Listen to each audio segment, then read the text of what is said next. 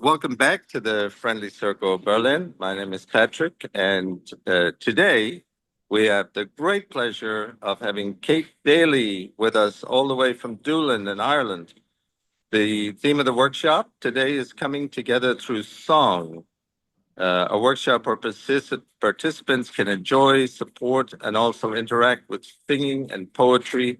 It is a healing space that promotes connection through group participation in music and song.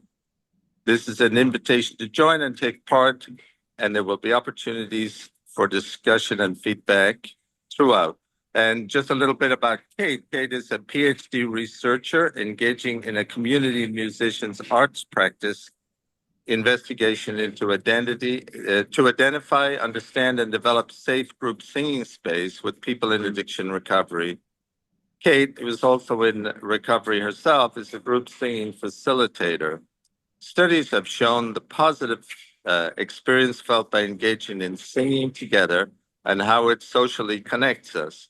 It is an activity found to reduce anxiety, depression, boost confidence, self-esteem, and offer a sense of self-control. So, Kate, just delighted to have you, and thank you so much for doing this. Can't wait. I'm going to turn it over to you now. Thank you so much. And hello, everyone. It is truly a pleasure to be here with you and doing this. I'm actually looking forward to the warm-up exercise where I shake my hands out because I have so much adrenaline going through my body right now, but it's excitement. And I have, when you said being gratefully in recovery, that I feel very grateful for today, because there was a moment in treatment where I turned around to somebody and I said, I'll never sing again. And they said, don't say never. And now it's such a fulfilling part of my life and it supports my recovery. But it took my recovery, so it's quite reciprocal to get me back singing. So I'm very grateful for that. And to be sharing with you this evening, I know we'll all have very different experiences of singing, some positive, some negative. So I suppose today is really an invitation, and the songs, I hope I've made the choices today for them to be quite accessible. Normally in, let's say, my home group, we do a song gathering, and it was co-facilitated with a great lady in Clare who has continued on the group. But to share a song that we felt comfortable with, or a group song, and just online, that feels very difficult to do, and certainly with the numbers. So the design, I suppose, for today was to share a few rounds and some poetry, and then to have a conversation about different opportunities for yourselves or what you engage in and how it supports recovery, really. A little bit, and thank you, Patrick, for sharing that around about myself. I'm a community musician, and I suppose that guides the way I facilitate. So a lot of my facilitation is about inviting feedback or agency. I feel in the online space, it's a very facilitator-led space. So when we get to the points of maybe the Mentimeter, which I'll explain, or the feedback, I'd love to hear from you. But it's an invitation, just as the songs are. So please interact with them in a way that feels most comfortable for you. Some of it will feel like a nice invitation, some won't. So just do what you feel most comfortable with.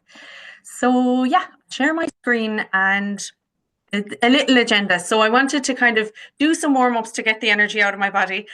Kind of need to take a breath. I get very excited about doing any sort of singing workshop. And then the Mentimeter is just to say a hello in the room, really. And I'll explain that when we get to it. And then do some rounds. And I have a little poetry suggestion there. And then the breakout discussion is inviting you all to answer different questions if you feel like it. You don't have to answer any of them. You can just be here with us, and that is amazing. And then there's an invitation to participate in my research. So when I explain my research, that might make a little more sense. And then the Q&A. So to introduce my arts practice, I'm a group singing facilitator. I identify as a singer, and I know not everyone does. So it's a really massive part of my life. And like I said, you know, in recovery, I found I recovered that side of myself and that need, which singing has brought me. And it's that expression and that creative side of myself, and the emotional interpretation I love to do and bring to songs. So within the facilitation side, then I work with people across communities of practice. So with people with an additional need in school settings, local choirs, in my recovery community. I'm actually more of a participant now in my recovery community. I like just embracing it and being there as a singer, rather than taking on that mantle of being a facilitator. That's a different headspace. And then the last group, who do I work with? Oh, people who are living in my local area in temporary accommodation. So we have a large influx of people who've moved, and that became such an outlet for all of us, really, to kind of create community and connection. And I'm guided by community music principles, which is an area of practice and discipline of that invitation to meet each other in song and in our humanity, and we'll negotiate the rest. So it's a shared co-design space when we're in the space together. Again, like I said, online is a little bit different. Perfect. So warm us up, and I suppose to talk a little bit about, because it link into what I'm talking about with the research later, is a method I learned from Susie Van Gogh. She's a UK-based vocal coach and educator, and Lucy Hollins. I have her in small there, but they wrote a book together, and is called How to Make Your Choir Sound Awesome. But I learned from Susie kind of the 4 key steps for that holistic approach to preparing our bodies to sing and feeling well in singing as well. I think that was the big thing. And it's this idea of looking at our body as our singing, sounding instrument, how important breath is. And I think across recovery, we see that in like promotion of yoga practices, meditation, and linking into that breath and that how that carries our sound, but also kind of brings us back to ourselves. A little bit of brain gym, and especially for the rounds later, we'll be doing something different to what we're hearing. So it's kind of activating all the synapses, and then we'll go into vocalizing. So warming our voice up before we go into song. And I think we don't often, or I don't often, do kind of this warm up by myself if I'm about to sing, but there's a nice preparation and giving our body a chance to be prepared for singing. And this is how I would say that I prepare well for singing. So if we start with our body, I might just stop share just for the second, if you can see me. And ultimately, it's to engage in this in a way that feels comfortable, but a stretch up and out, if you can, to unlock your rib cage. So for me, I work at a desk all day, and this one is just such a joy, but it's also really achy. And then rolling the shoulders back and down. Now I'm going to be sitting while I'm singing, but that's okay too, because you get the one thing I suppose is rather than crunching and hunching in, we're rolling our shoulders back and down and opening out the lower rib part of the rib cage to give our diaphragm a little bit of a chance. So that kind of sitting up space. And then if you want to, which for me I need to do when I feel a lot of, I'm going to call it good performance nerves, to put a nice spin on it. I usually call it anxiety, but it's not. To get that, shake that out of the body. And then if you're sitting, it's kind of nice to like move or stomp your feet or shake your hips just to kind of loosey-goosey yourself. Okay, right. The second thing then is breath. And I love the title of the Friendly Berlin group in this imagining new possibilities and engaging our imagination. We need that loads in singing, actually. But this idea of the breath and our lungs being 2 sails. So, you know, those big triangular white sails. And we're going to fill up right down to our belly button and even below if we want to imagine it. So through our nose, taking a breath down, fill up the sails. And we're going to release that to the letter V.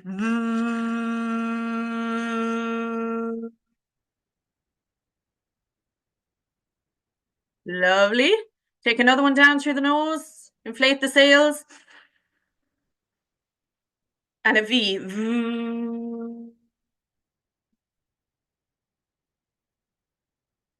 lovely. Whew. And I always find afterwards I have to let a lot more air out. It's a nice resistance strategy to slow down, and especially I use it a lot if I feel an anxious tummy. It's a great one to kind of slow the air pressure, and it stops, funnily enough for me, palpitations. I get palpitations when I fly. That's a different story, but I do this a lot. But it's a great resonator as well with that V sound and opening up in the face where we sing and where our sound resonates. This time we'll do one last time. Really, when we're pushing out the V, engage our diaphragm. So we're giving a good like link in to get it working on that V rather than a soft V. We're going for a little bit of a push on it. Okay, so our lungs are these beautiful sails on a sailboat. Here we go.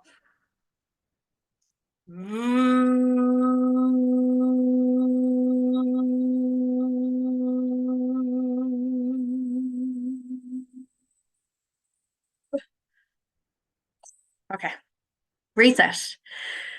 There's a second breath I'd like to introduce you to, and you probably have it actually, because it's across kind of any breathing techniques we use, but a lovely one to kind of settle ourselves as well. And that whole talk about the vagus nerve and kind of calming that down is to take a nice breath in, and then at the very end, do a top-up breath.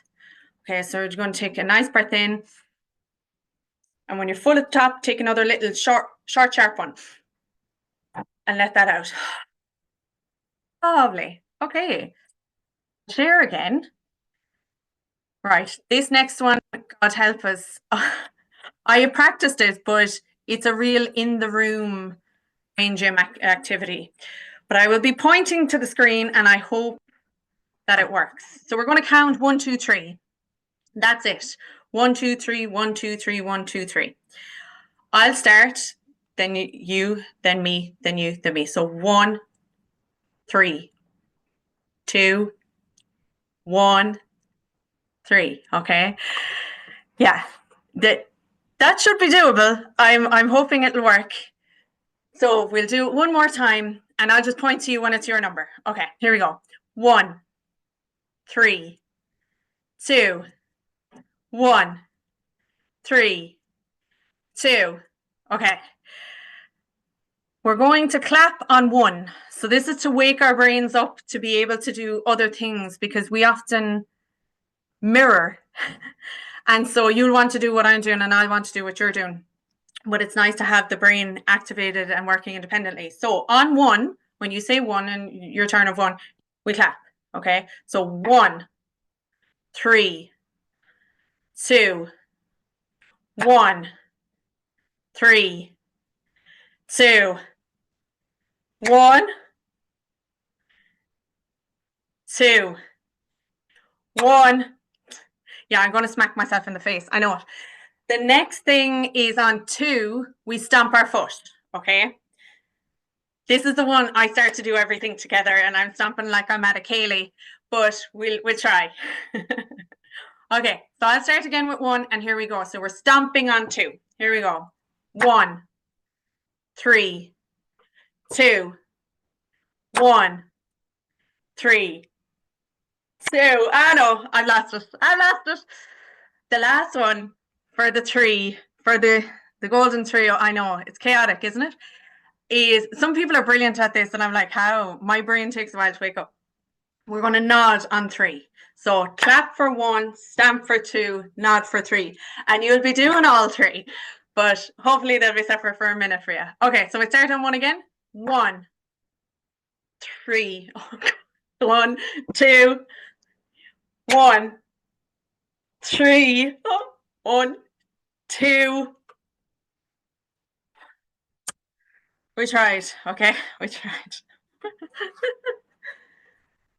To get the synapses firing. Let's just put it that way.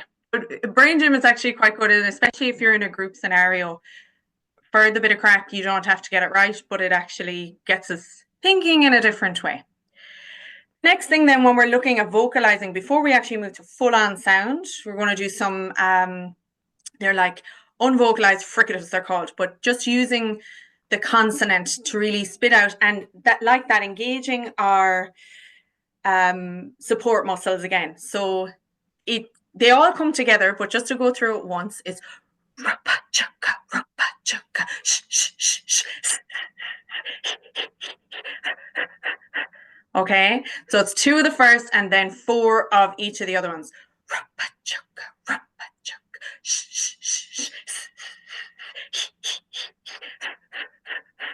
Okay, I hope you can hear those. And we'll do them now. So we'll do them 4 times. Each time, bring yourself back to how you're supporting that air. And I know it feels a lot, so we might just give a little bit of a beat in between each session of them. So after the we go 1, 2 before we, and it gives us time to breathe. Okay, so here we go.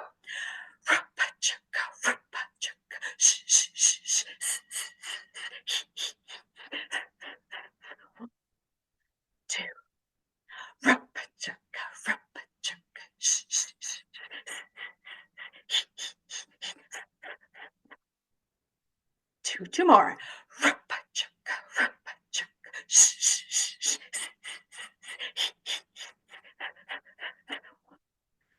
Two. And last one.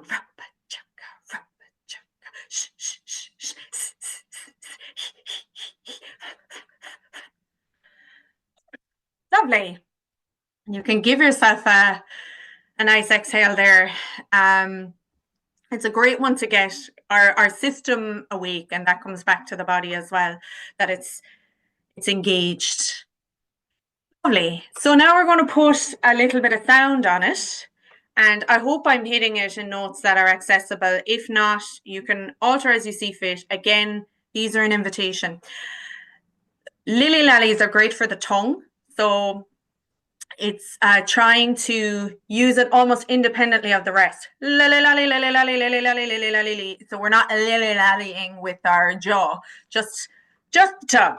So it goes lily lally, lily lally, lily lally, lily lally, lee. The lee is only the last note, and it's going down 5 notes. Ya da da da da. Okay, so do that, and then I'll step us up in tone each time. So we're going lily lally, lily lally, lily lally, lily lally, lee. Lily lally, lily lally, lily lally, lily lally, lee. Lily lally, lily lally, lily lally, lily lally, lee. Lily lally, lily lally, lily lally, lily lally, lee. Lily lally, lily lally, lily lally, lily lally, lee. One more. Lily lally, lily lally, lily lally, lily lally, lee. So it's for the M's, and it's a really nice resonator. My mother makes me eat my M&Ms on a Monday morning. So really enjoy the and the because they do nice things with our facial resonance. So my mother makes me eat my M&Ms, and we sit on that for a second on a Monday morning. Okay, we all try. My mother makes me eat my M&Ms on a Monday morning. My mother makes me eat my M&Ms on a Monday morning. My mother makes me eat my M&Ms on a Monday morning. My mother makes me eat my M&Ms on a Monday morning. My mother makes me eat my M&Ms on a Monday morning. Last one. My mother makes me eat my M&Ms on a Monday morning. Lovely. Okay. Last one, and then we will be warmed up, me hopes, is the tip of the tongue, the teeth, the lips. We know that bit. And then, pardon me, that's all on the same note. But I would say give it gusto for the last bit. And that's the way it goes. So we're going the tip of the tongue, the teeth, the lips, and that's the way it goes. I would say have a field day with that, because that's kind of the nice burst of energy we get from the okay. Here we go. The tip of the tongue, the teeth, the lips, and that's the way it goes. The tip of the tongue, the teeth, the lips, and that's the way it goes. The tip of the tongue, the teeth, the lips, and that's the way it goes.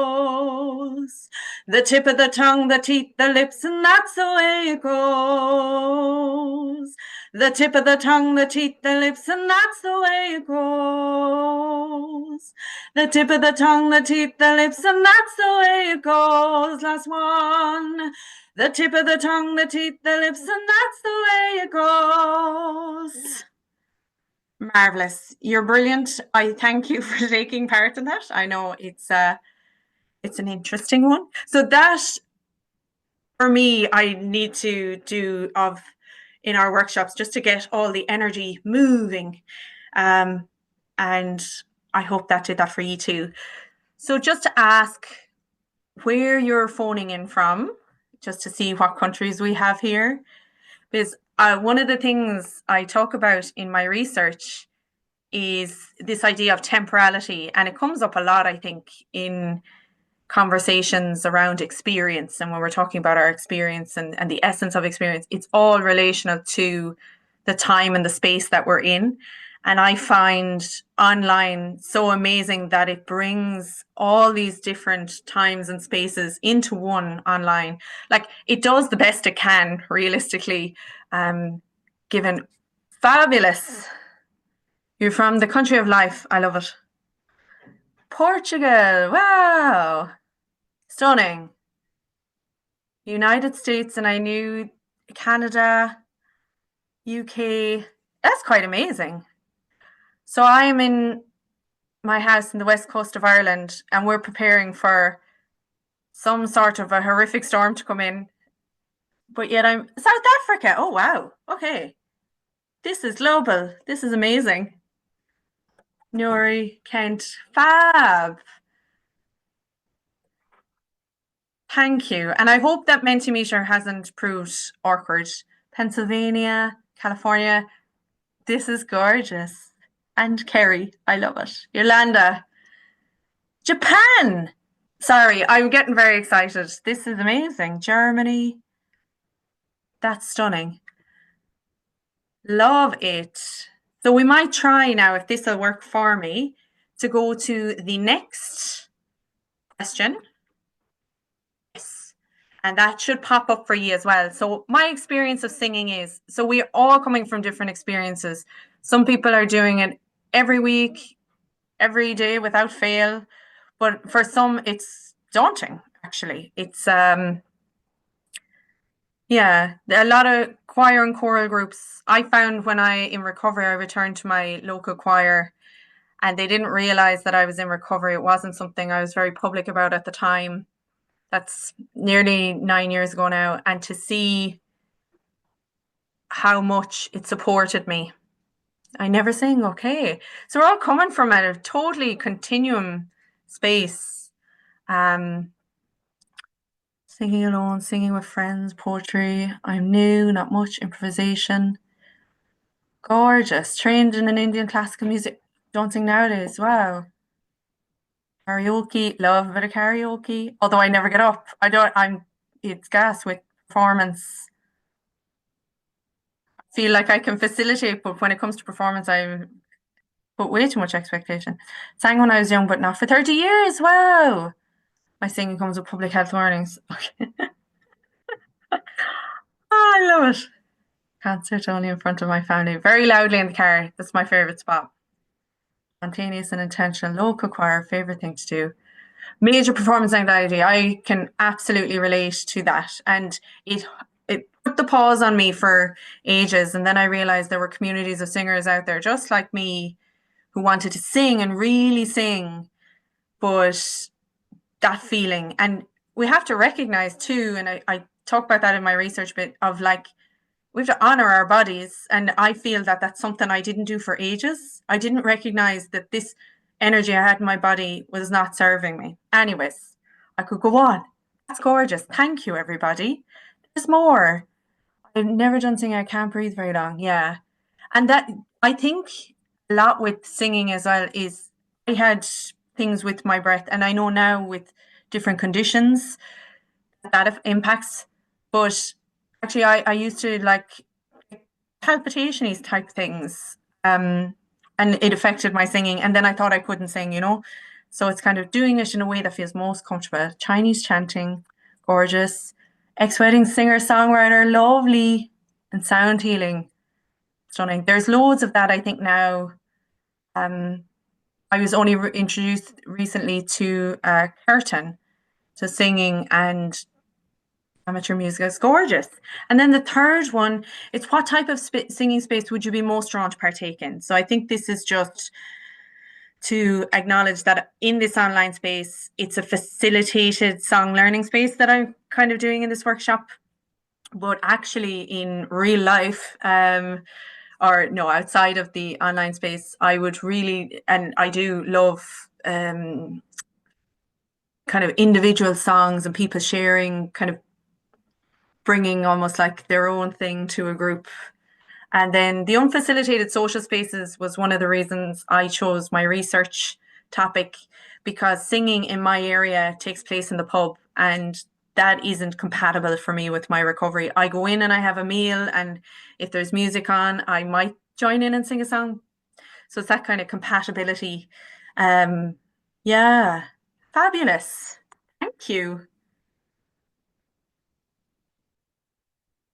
So next thing I'd like to do, so because we're all coming from different experiences, I thought a few rounds, you may know them, you may not, but I think the whole idea of this song share is to enjoy, that it should feel like comfort, and not, I didn't go for like too upbeat or dramatic a song, or one that requires a lot of learning, just to get us into it, and then to share some poetry. So this gorgeous one was shared with me, and I thought it had a beautiful link to our recovery.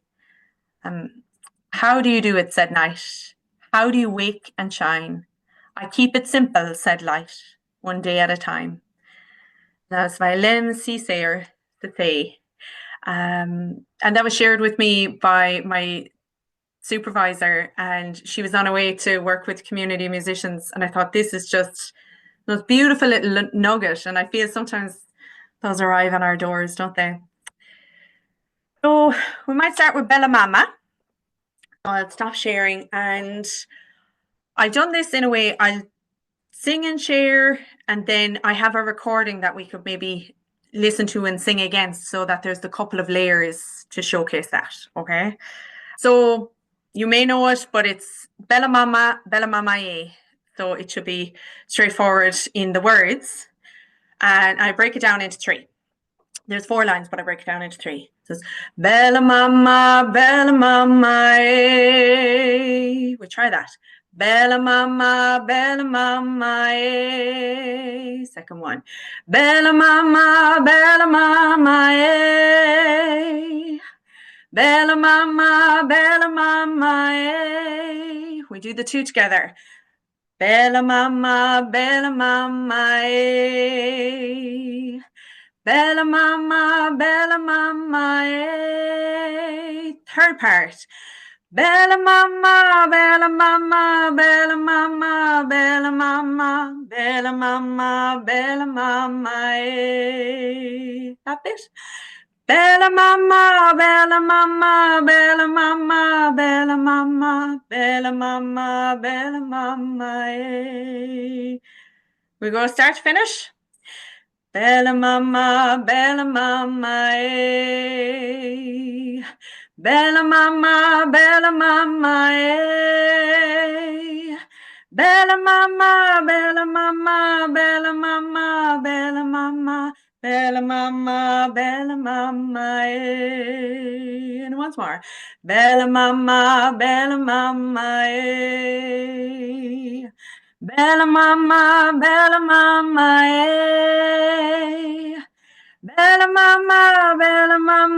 Bella Mama, Bella Mama, Bella Mama, Bella Mama, eh. Your class. So we're going to do the round, and this is the thing. You can sing it against me, but I think for the first time we'll use the recording just to have 2 voices that you hear at the same time. So it's Bella Mama, and just as it's turning to A, the second voice comes in. So you can choose to be 1 or 2, okay? Let's go to the technology and see if it works. Okay, here we go. Oh, let me share.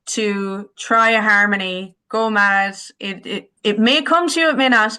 But the top one, then, if you want to just sit it on top, way, way, way, way, sits on the end there. Okay, so I'm going to sing and hope that it works, and I will do this hand movement for the overlappy bit. Let's hope for the best. Okay, 1, 2. Courage and hope be our way. Courage and hope be our way. Whoa, courage and hope be our way. Whoa, courage and hope be our way. Way, way, way, way. Way, way, way, way. With some clicks. Courage and hope be our way. Courage and hope be our way. Whoa, courage and hope be our way. Whoa, courage and hope be our way. Way, way, way, way. Way, way, way, way. And again. Way, way, way, way. Way, way, way, way. Ah, bravo. I'm living in a surreal space right now, because this takes me back to 2020, 2021, and I appreciate the chat. So I hope this is going well for you, and I'm looking forward to our bit of reflection together. So the next one that I'm hoping to share with you, and now I know I'm speeding through, it does feel like that at this point. I'm going to just share on my screen and talk a little bit about Lindsay Scott. So she's gorgeous, full stop. Her music, just divine.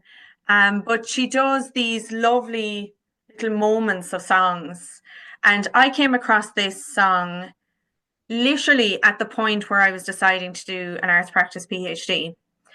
And it really resonated with me in recovery, of this idea of, if somebody used to say, if you're at the bus stop, you don't know when the bus is going to come, but you're there and you're ready when it arrives. And it was like this song had a bit of that. It almost reassured me that I can't see what's 100% out in front of me ready to happen, but trust it, and go for the good things in recovery. And they have played out. So have to say, love Lindsay Scott. So we'll break this up into 3. For the first bit, you don't have to know the way knows the way. It's just that little bit. You don't have to know the way knows the way. Then the second piece, you don't have to plan the way, trust the way, feel your way. So it's going up from the first piece. You don't have to plan the way, trust the way, feel your way. And then it quickly links into the third piece. The way knows, the way knows, the way knows the way.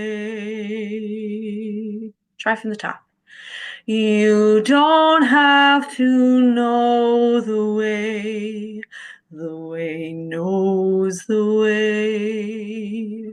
You don't have to plan the way, trust the way, feel your way. The way knows, the way knows, the way knows the way. And we go again. You don't have to know the way knows the way. You don't have to plan the way, trust the way, feel your way, the way knows, the way knows, the way knows the way. Okay. If anyone would like, there's a little harmony piece in there, but I'm wondering, at some point, could I have the first poem back on the screen? 100%, Erica. That first poem, I will get back to you. Isn't it a lovely sentiment? I choose it. Songs for me, sometimes it's for the quality of just singing them, and then sometimes there's the sentiment in it that just sends the hair standing on the back of my neck, and that kind of does both. So we might try it. I'll stick in the little harmony piece from the recorded one, and if you'd like to sing along, we'll sing it a couple of more times with the recording. And you don't have to know the way knows the way. You don't have to plan the way, trust the way, feel your way, the way knows, the way knows, the way knows the way. You don't have to know the way knows the way. You don't have to plan the way, trust the way, feel your way, the way knows, the way knows, the way knows the way. You don't have to know the way knows the way. You don't have to plan the way, trust the way, feel your way, the way knows, the way knows, the way knows the way.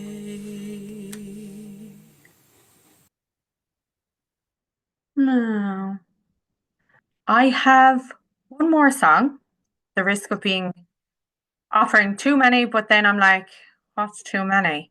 But I'd love to stick in the middle if I can, a little space for us to share. So in person, we've had these moments of sharing poetry, and I just absolutely adore it. And I'm going to get that poem, Erica. I still have that in my head.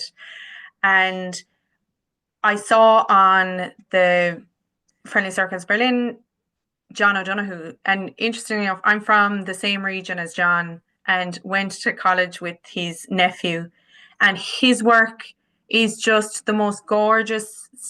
For those who are like not spiritual, it is spiritual, but it's kind of rooted in being connected to the earth, and it's magic. And I saw it shared on your webpage. There's some gorgeous bits there. So if we want to kind of get to sharing in the chat, and then as a little reflective piece for ourselves now, there's a Japanese poem, a haiku, of having 5 syllables, 7 syllables, and 5 syllables. So a little 3-line poem. And if we can put in that, maybe whatever you want or how you want to frame it, but just 3 small sentences of a reflection of the possibilities in recovery. Just something around that, whatever that is. And that's for ourselves. That you don't have to share that. That's just a little moment. And if anyone has any questions around either, please feel free to give the wave or the thumbs up. Oh, thank you, Patrick. Yeah, absolutely love his poems. The New Beginnings one, again, at the start of making the decision, as a mother of two, to go back to study, kind of inspired me. I was like, I can do this. And it's that little moment of, that little light comes from the darkness within us, or the depths of us. And that's the opportunity or possibility. Yeah, I don't say it well. He does. I thought we might finish the evening with another little round. And I must say, these are all songs that have been shared. They're known songs, and they're on YouTube and different places and accessible.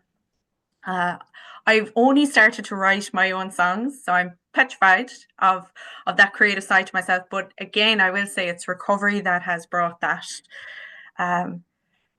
creative exploration back to me, I'll say. It is recovering that. I don't think I ever lost it fully. Okay. So, go on to Oh, How Lovely Is the Evening. I'll break this down a small bit. I also have a sound file for this, so I might just make sure I'm in the right key. Oh, how lovely. Okay. So we have, oh, how lovely is the evening. That's the first phrase, and it goes quickly into the second, but let's do that. Oh, how lovely is the evening, one more time. Oh, how lovely is the evening, when the bells are sweetly ringing. Second part. When the bells are sweetly ringing. That goes quickly into the third part, so we'll do that twice. Sorry, once more. When the bells are sweetly ringing. Part 3. Ding dong, ding dong, ding dong. Enjoy those NGs from the bell sound. So we do tap to there a couple of times and then do a layering. Oh, here we go. Oh, how lovely is the evening, when the bells are sweetly ringing. Ding dong, ding dong, ding dong. Oh, how lovely is the evening, when the bells are sweetly ringing. Ding dong, ding dong, ding dong. Alrighty. So we might try with layering. So it goes, oh, how lovely is the evening. Oh, how lovely is the... And you can do that 3 times. So the recording I have it on has 2. So if you want to do it the 3rd time and hear everything together in your space, give it a go. We have our sound file. Oh, how And here we go. Oh, how lovely is the evening, when the bells are sweetly ringing. When the bells are sweetly ringing. Oh, how lovely is the evening,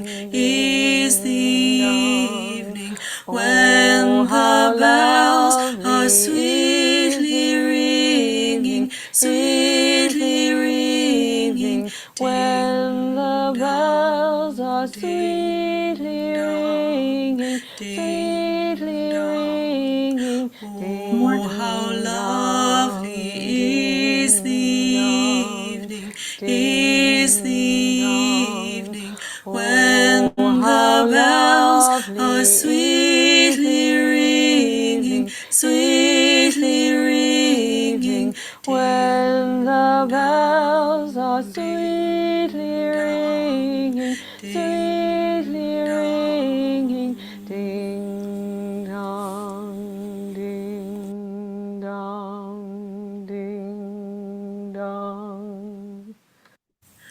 Oh, how. All right, she wants to keep going. All righty. That brings us to, I suppose, the moment of the physical enjoyment of the singing to a close for this evening.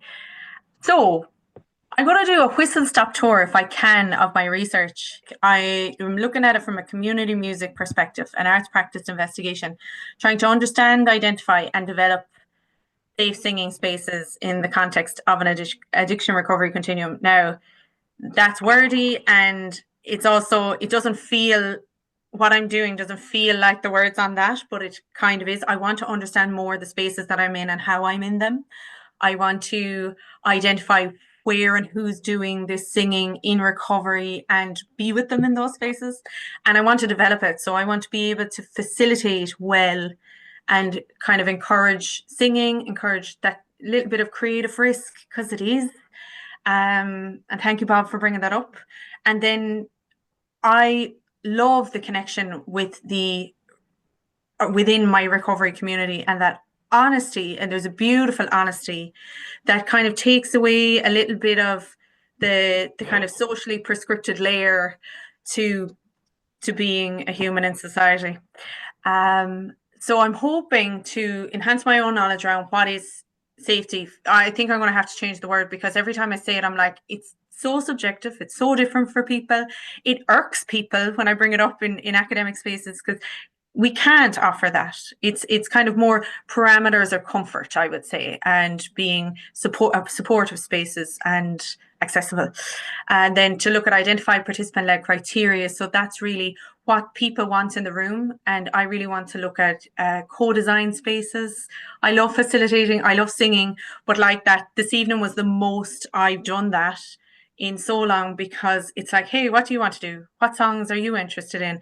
And it's this kind of conversation and reciprocity that I adore about being a community musician, that I feed off of. That feeds my creativity. It's kind of everyone's interests in the room. And then I'm looking at exploring and developing them. So Patrick came to me at a moment, and this is my bus stop metaphor as well. I was doing a group for my research, and the setting fell through, but it was happy success. The group that we had established, myself and a co-facilitator, kept going, and they said, oh, you know, we don't have space for the recovery group because there's already a group going. And to come in with then the researcher hat on, they weren't interested, because that was what like safety looked like in that space. They just wanted it for what we do together. And so I realized that I need to go and find another space. And then Pat said, hey, would you like to do a workshop online? And here we are. And I think one of the things I'd love to see is the conversation continuing. So that is the invitation as well. I look at ethical practice. So it's about honoring the trust in the room. Respect for the self-governance, I think that all recovery rooms do a beautiful job on. And a commitment to promoting well-being for myself and those I'm in the room with, and that commitment to avoiding harm. Trying to be fair and impartial. It's not always easy. We're human beings. So it's kind of fostering a lot of self-knowledge, self-care, self-respect, and inviting that in and giving that out to, and that's really fueling why I'm doing the research as well. To do it in a kind of a structured way. So the arts practice, what we did this evening, that singing, is looking at how singing as a method can be data generating. It gives insights. Like Nicole just gave us a beautiful example there of how it felt to just be joining in, and the fact that it was facilitated and how that feels and that experience. So that's really like little moments, not little, they're big, to capture them in this practice. Because I think a lot of the time we look at, there were 50 people in the room, there 5 people liked it, 10 people didn't. You know, we look at statistics a lot, but actually it's that kind of qualitative data, really. And just to say, actually, anything you said or the workshop this evening isn't in the research. Sorry, just to say that this is my thinkings as I'm going through this. So looking at it, it's that practice, then the critical reflection, what values I'm bringing in the room, what worked, what was a challenge, what next out of that. And that kind of shared values in a room is hugely important. Like, I love the values within recovery that we promote and we kind of live and breathe in these spaces. And it's kind of like, how does that inform the singing or the creative side? And then situating the practice. So in a wider field of study, in group singing, the benefits. So we know there's physical, psychological, social. We also know there's challenges. Like, there's a few researchers who look at the stress hormone that it releases and how we manage that. You know, part of me is like, shaking out the hands is really, really important at the beginning to kind of help my body in that space, and to, like I was saying, to honor our body experience. That's huge in arts practice. And then looking at addiction studies and recovery studies specifically, and how we navigate within those spaces. I chose this method to continue on research and kind of to promote my own journey of learning, because I recognized there was need to acknowledge my body and those feelings and insights that my body was holding. I would have anxiety and I would love to sing. And I didn't understand how I could feel so horrible and yearn so much to do the singing. And then kind of perception and changing of perception and choice and self-care and new habit forming helped, and I feel supports me in my recovery now. I trust myself more. I trust my body more. I trust myself in how I mind my body more is kind of all part of this. And believe it or not, stemming from the research as well. So singing as a method to connect and to have chats around recovery, of what these spaces could be and look like. And then autoethnography it's a method I use of myself as the site of research. And there's a huge reason I choose that, because I don't want to put pressure on my community of singers, and never would. So I choose myself as the side of the research, my experience. But a huge part of that is zooming out. So you're looking in at your own experience I do it through journaling and voice note recordings, songs, lyrics, and then zooming out to see how that might speak to or be seen in a larger community. And then connecting that a bit more like ethnographically, so that kind of group of people or study of a culture, and the culture that we're creating is through storying. So telling stories together, and interviews I have there, but it's actually like conversations, but they're more formal, I suppose. They're documented or recorded. And then field notes, the singing. Right. I'm powering through this. I'm going to get this last bit done in a minute so we can have Q&A. So looking at those, I mentioned that temporality already, like how we exist in a social space. And that's really important to my research. And then the reflexive side, to be transparent, is research. I have a research hat on when I'm facilitating specifically for my research. I can't deny that there's bits of me I find it wonderful to be having these conversations in rooms, and that does impact how I facilitate. So it would be like misrepresentative of me to say it doesn't follow me into my practice. Every experience of facilitation or singing follows me through and into the research space as well. But yeah, there's conversations to be had, and that all feeds and inspires me.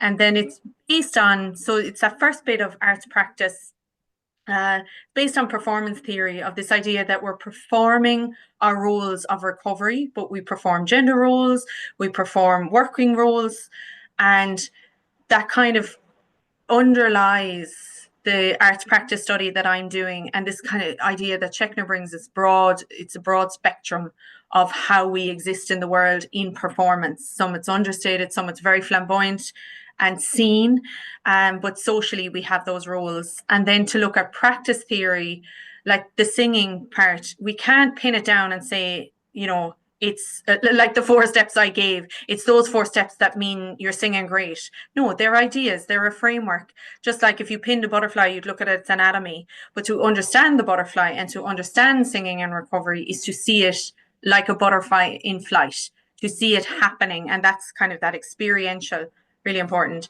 Somatics then, and somatics theory, I use that theory in my research because phenomenology, it's that experience we're talking about, how it's held in our body. And for me, it's managed to shift embodied stigma. I didn't want to talk about being in recovery. Now it's so celebratory because I feel that it is the story of success, and what success looks like is not a straightforward, you know, from failure to you did great. It's all the kind of beautiful nuanced experiences in between, and it's celebrating all of them. It's not easy. It's a journey. It takes time, but there's so many beautiful pit stops along the way.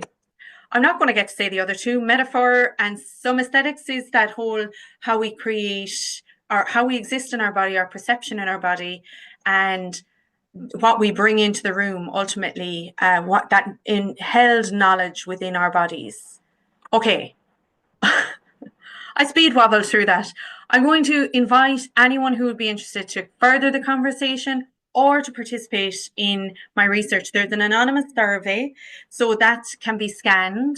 I might ask Patrick as well. It may be something that we don't share in the space. It may not be wanted, but if it was something, your perspectives are wholly going to like speak to mine, and it's that kind of reciprocity and hearing recovery voices, because I feel a lot of the time for my own it was a veil of self-imposed silence to not speak about it because, you know, how I wanted to be in the world. I didn't want to be recovery first. Now it is. Anyways, long story short, there's a survey there if you'd like to join anonymously. And then there's arts practice research. So this is the invitation. If anyone wants to get in touch about kind of co-creating a space, it would be an arts practice research space in that we'd be having these conversations, but the singing is the thing. And that's how or why that would be important. And then there's loads of references there for kind of bits I've been talking about. Okay. Oh, this was great. Do you have time to answer some of the questions from the raised hands? Hugely. But can I say thank you so much? This a need has been met in me to be in a recovery room and singing. I'm like, we're there. Thank you. Genuinely. That's great. That's great. Well, I think you met the needs of others too.